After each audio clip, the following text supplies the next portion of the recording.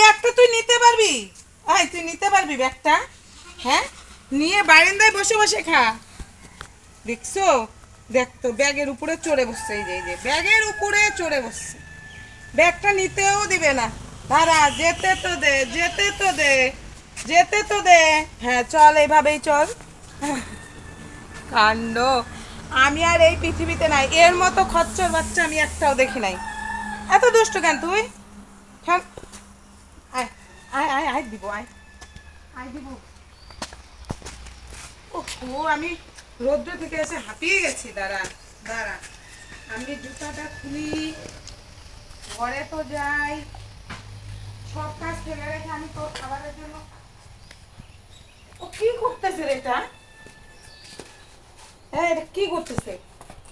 ও ঘাস খাবে, এমনই ওর দুর্ভাগ্য। দেখ, যে মাঠে ঘাস খায় সে মাঠে জল হয়ে শেষ। দাঁড়া, শোনা, শোনো, দাঁড়াও দাঁড়াও দাঁড়াও, দিব দিব দিব দিব। ব্যাগটারে কিরম করে ধরেছে, দেখ না, ধরাটা দেখ, ধরাটা। তুই তো ঝুলায় ঢুকে যাবি, জানিস তো, ঝুলার মধ্যে তুই ঢুকে যাবি। দাঁড়া, ব্যাগটা আমি ভেজে দিব এখানে।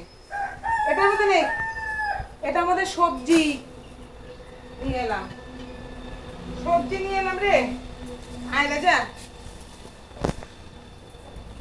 রাজার খুব খিদা পাইছি রে। বুঝছিস, সুন্দর খাবে রে। দেখ বেচারা ঘাসের জন্য পাগল হয়ে গেছে দুদিন থেকে। আয় আয়, তোর জন্য ঘরে যেখানে নামিয়ে রাখি এখানে নামিয়ে রাখি। আয়। আর বাকি তো মা করবে। আয়, আয়, আয়।